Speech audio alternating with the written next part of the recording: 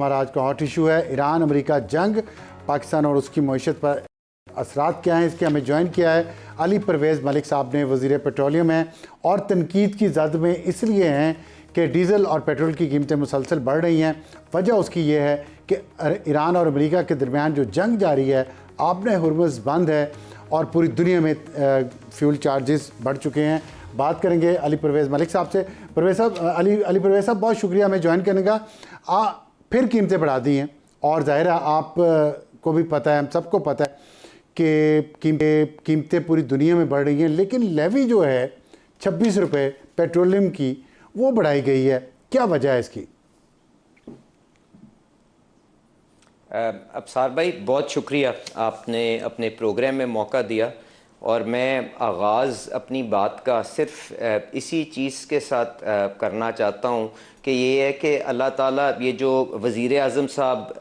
اسحاق ڈار صاحب اور عاصم منیر صاحب جو یہ کاوش کر رہے ہیں کہ اس تنازع کو ہم مستقل جنگ بندی کی طرف لے کے جائیں، اللہ تعالیٰ اس میں ان کو کامیاب کرے، کیونکہ اسی سے یہ سارے معاملات جڑے ہوئے ہیں۔ اب جو آپ نے تیل کے بڑھاوے کی بات کی کہ جی پٹرول اور ڈیزل کی قیمت بڑھی ہے، ابصار صاحب میں نہایت ہی عاجزی کے ساتھ صرف اتنی گزارش کروں گا کہ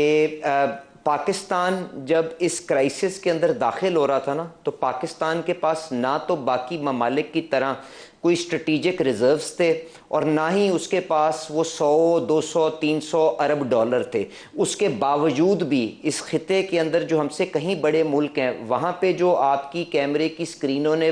منظر دکھائے اور پاکستان کے جو اندر منظر دکھائے، تو اللہ تعالیٰ کا بہت شکر ہے کہ لوگوں کو تکلیف ضرور آئی ہے پر دستیابی کے اندر ان کو کوئی دقت نہیں آئی۔ تو ایک تو یہ چیز ہمیں کلیئر ہونی چاہیے۔ اب اس کا حجم کتنا بڑا تھا پرابلم کا، دیکھیں ڈیزل کی قیمت، کیونکہ آپ نے، میں ڈیزل پہ آ جاتا ہوں اور پیٹرول کی پھر لیوی پہ آ جاؤں گا۔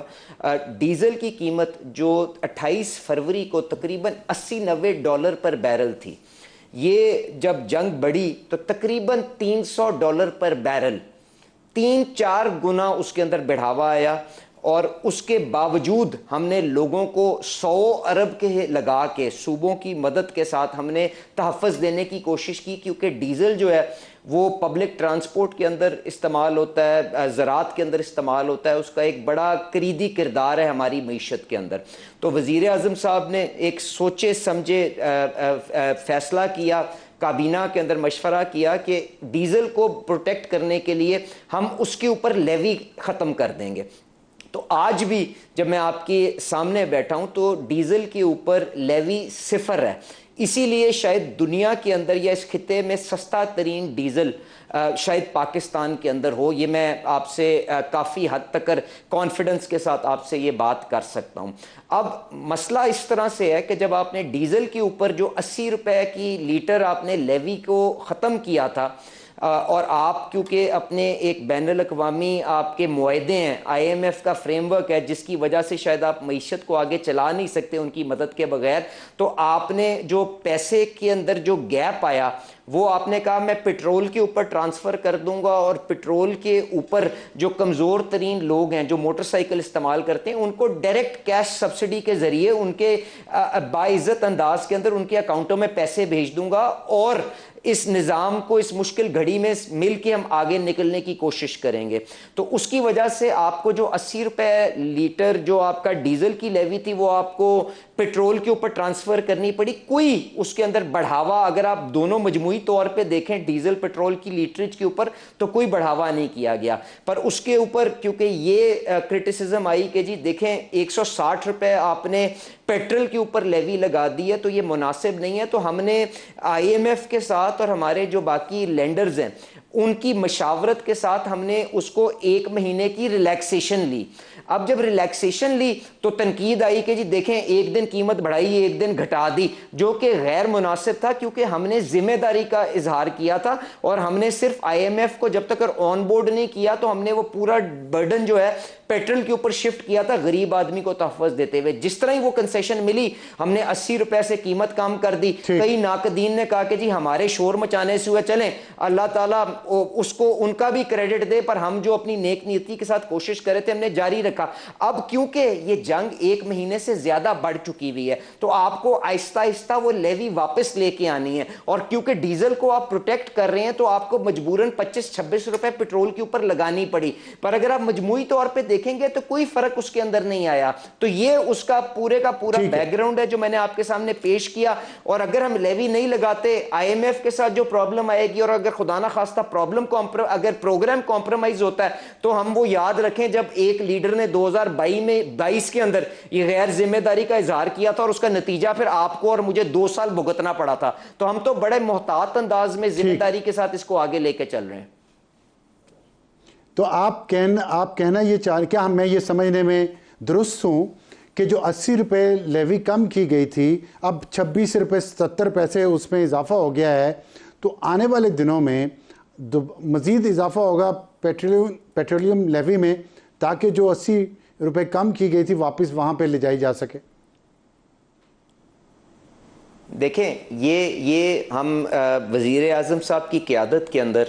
دیکھیں ہم آئی ایم ایف کے ساتھ ایک کنٹینیوس انگیجمنٹ کے اندر ابصار صاحب ہیں. اگر ہم ان سے یہ کنسیشن ایکسٹینڈ کرانے کے اندر کامیاب ہوتے ہیں تو آپ کو لیوی کے اندر بڑھاوا اور نہیں کرنا پڑے گا, ورنہ آپ کو جب اگلے جمعے دوبارہ آپ بیٹھیں گے آپ کو یہ فیصلہ کرنا پڑے گا کہ جو یہ 50 روپے 55 روپے ابھی لیوی رہ گئی ہے کیا اس کو ڈیزل کے اوپر لگانا ہے یا آپ نے پیٹرول کے اوپر بڑھانا ہے, کیونکہ یہ آپ کا ایک معاہدہ ہے آئی ایم ایف کے ساتھ اور آپ کو اپنے معاہدے کی پاسداری کرنی ہے, ورنہ قیمت بہت بری ہے اس کی. میں آئی ایم ایف کے بارے میں آپ سے ایک سوال کرنا چاہتا ہوں, لیکن پہلے آپ یہ پرائم منسٹر شہباز شریف صاحب نے جو لیوی کم کی تھی جس وقت انہوں نے کہا کیا تھا یہ ذرا سن. میں آج پیٹرول کی لیوی میں فی الفور 80 روپے فی لیٹر کمی کا اعلان کر رہا ہوں, اور یہ کمی کم از کم اگلے 1 ماہ کے لیے اور پورے پاکستان پر اس کمی کا اطلاق ہوگا. کم از کم 1 ماہ کے لیے انہوں نے کہا تھا. تو آئی ایم ایف نے صرف ہمیں 1 ماہ کی اجازت دی. میرا سوال یہ ہے امریکہ سے ہمارے اتنے اچھے تعلقات چل رہے ہیں, سعودی عربیہ کے ساتھ اتنے اچھے تعلقات ہیں, ہم جنگ رکوانے کی پوری کوشش بھی کر رہے ہیں جو امریکہ بھی چاہتا ہے سعودی عرب بھی چاہتا ہے, اور ان کا آئی ایم ایف پہ بہت زیادہ اثر و نفوذ ہے دونوں کا. تو اس اتنی جنگ کی حالت میں بھی آئی ایم ایف کیا اتنی اس کو مطلب ظلم کرتے ہوئے کچھ خیال تو کرنا چاہیے. اتنی سخت شرائط ہیں کہ اس جنگی ماحول میں جب آپ نے بات جو کی آپ نے بالکل ٹھیک کیا ہے کہ دوسرے خطے کے ممالک میں بڑے مسائل ہیں اور آپ نے بڑے اچھے طریقے سے سپلائی کو مینج کیا ہے, کہیں شارٹیج نہیں ہوئی, لیکن آئی ایم ایف جو ہے وہ ہمارے گلے پہ بیٹھی ہوئی ہے. آپ نہیں سمجھتے کہ آپ کے فائنانس منسٹر کی, آپ کی حکومت کی فائنانس منسٹری کی یہ ناکامی ہے؟ ابصار صاحب دیکھیں میں کسی کے اوپر نکتہ چینی کرنے کے بجائے آپ کی اس بات سے تو پوری طرح سے اتفاق کرتا ہوں کہ یہ جو جنگ کی وجہ سے یہ جو آئل شاک آیا ہے اس کا ہجوم اتنا بڑا ہے کہ آپ کو اپنے سارے جو ڈیولپمنٹ پارٹنرز ہیں, آپ کے جو سارے کریڈیٹرز ہیں, ان کے ساتھ ایک کنٹینیوس انگیجمنٹ رکھ کے ان سے یہ کنسیشن لینے کی کوشش کرنی پڑے گی اور کرنی چاہیے. اور آئی ایم شور اسی اسپرٹ کے اندر جب وزیر اعظم صاحب نے یہ جو اناؤنسمنٹ کی تھی یہ کنسیشن وہ حاصل کر چکے تھے. پر ابصار صاحب اس کا ایک دوسرا رخ بھی ہے, وہ یہ ہے کہ جی ہم 70 سال میں 80 سال کے اندر شاید اپنی ٹیکس کے نظام کو اس طرح سے اوور آل نہیں کر سکے کہ ہم جو تاجر طبقہ ہے یا جو ہمارے پاس صاحب حیثیت لوگ ہیں ان کو پوری طرح سے ٹیکسیشن کی نیٹ میں لا سکیں. اس لیے مجبوراً ہمیں چیزوں کی قیمتوں کے اوپر یہ ٹیکس کو لاد کے ہمیں یہ پیسہ ریکور کرنا پڑتا ہے. تو ہمیں یہ دونوں چیزوں کو ایکسپلین کرتے ہوئے جب آئی ایم ایف کی ٹیم اگلے ہفتے یا اگلے مہینے جب بجٹ کے لیے آئے گی تو ان کے ساتھ انگیج کر کے اس چیز کے اوپر اپنی کمٹمنٹ کا اظہار کرنا ہوگا, اس چیز کے اوپر اپنی جو ریزولو ہے اس کو دکھانا ہوگا کہ جی اس دفعہ ہم جو 70 سال میں ہم نہیں کر سکے وہ کر کے دکھائیں گے, اس لیے ہمیں یہ کنسیشن دے. ورنہ کوئی آپ کو دنیا کے اندر کوئی آپ کو پیسے سبسڈی دینے کے لیے یا خیرات کرنے کے لیے قرضہ تو کہیں سے نہیں ملے گا. یہ میں اتنی گزارش کروں گا. آپ نکتہ چینی آپ نے کہا نہیں کر سکتے، لیکن مجھے اجازت ہے نکتہ چینی کرنے کی کہ فائنانس منسٹری آپ کی ناکام ہو چکی ہے کہ جب وہ دوسرے لوگوں کو ٹیکس نیٹ میں نہیں لا سکے، جیسے آپ نے ذکر کیا تاجر طبقے کا، تنخواہ دار طبقے کو نچوڑے جا رہی ہے، آئی ایم ایف سے شرائط میں کمی وہ نہیں کروا سکی، فارن انویسٹمنٹ کو اٹریکٹ وہ نہیں کر سکی، جی ڈی پی گروتھ وہ بہتر کر نہیں سکی، تو پھر ناکامی تو ہے نا. تو یہ اس کا بوجھ تو آپ کو پوری حکومت کو اٹھانا پڑے گا. جب آپ اگلی بار الیکشن میں جائیں گے لاہور کے حلقے میں تو لوگ تو آپ سے پوچھیں گے، وہ یہ تو نہیں کہیں گے کہ آپ کا کوئی اور ساتھی تھا جس کی وجہ سے یہ ہوا. حکومت پہ الزام آئے گا، کیسے ڈیفینڈ کریں گے؟ ابصار صاحب گزارش یہ ہے، anything that could be worse than what we are challenged with today is کہ اگر خدا نہ خواستہ آپ کے ایکسٹرنل اکاؤنٹ کے اندر کوئی پرابلم آ جائے، جس طرح سے وہ عمران خان صاحب کے 2022 کے اندر آئی تھی اور آپ کے پاس اتنے ڈالر موجود نہیں تھے کہ آپ اپنی ایکسٹرنل اکاؤنٹ کی اوبلیگیشنز میٹ کر سکیں، تو اس کی وجہ سے میرے خیال سے فائنانس منسٹری کی جو پرائمری کنسرن ہے وہ یہ ہے کہ جی خدا نہ خواستہ یہ سچویشن ہاتھ سے باہر نہ نکل جائے. اور ایف بی آر کے اندر جو اصلاحات کرنے ہیں وہ وزیر اعظم صاحب خود ہر روز ہر ہفتے اس کے اوپر جائزہ اجلاس بھی لیتے ہیں اور کوشش کر رہے ہیں. پر ابصار صاحب گزارش یہ ہے کہ بحیثیت قوم ہم سب کو یہ فیصلہ کرنا پڑے گا کہ ڈائریکٹ آمدنیوں کی ٹیکسیشن کے اندر ہر حکومت کا اقدام جو ہے ہم اس کے پیچھے لبیک کہیں گے، اور جو یہ بڑی بڑی گاڑیاں، جو یہ بڑے بڑے گھروں کے اندر رہتے ہیں، جو اسلحہ رکھتے ہیں، جو باہر ٹریول کرتے ہیں، جن کے بچے پرائیویٹ سکولوں میں کرتے ہیں، ان کو بحیثیت سوسائٹی بھی رد کریں گے اور ان کی نکتہ چینی اور ان کی نشاندہی کر کے ان کو ٹیکسیشن کے نیٹ میں لائیں گے. اور بالکل ایف بی آر کو بھی اپنی صلاحیت بڑھانے کی ضرورت ہے تاکہ ہم یہ جو 70 سال کا بگاڑ ہے آپ نے لانا ہے نا، یہ آپ نے کروانا ہے نا، آپ حکومت میں ہیں. بہت سی پیشرفت، بہت سی جی میں آ رہا ہوں، میں یہی کہہ رہا ہوں ابصار صاحب، تو اس میں بہت سی پیشرفت ہوئی بھی ہے. دیکھیں اگر آپ کی tax to G D P 8-9% کے اوپر آ گئی تھی اور آج 10-11% کو چھو رہی ہے تو بہتری تو ہوئی ہے، پر یقیناً اس کو 15% کے اوپر آپ کو لے کے جانا ہے. پر یہ اوور نائٹ ہو نہیں سکتا، آپ کو پوری ہول آف دا گورنمنٹ صوبائی حکومتوں کو ملا کے، کیونکہ دیکھیں جو کاشتکاری ہے، جو ایگریکلچر ہے وہ پروونشل سبجیکٹ ہے، پھر سروسز سیکٹر کے اندر جو اسٹیٹ ٹیکس ہے پروونشل سبجیکٹ ہے، فیڈرل گورنمنٹ کے پاس کچھ ذمہ داری ہیں، کچھ مجبوری ہیں. تو collectively are we moving in the right direction اور not? That is what will determine کہ جی فائنانس منسٹری کامیاب ہے کہ فیل ہو گئی ہے.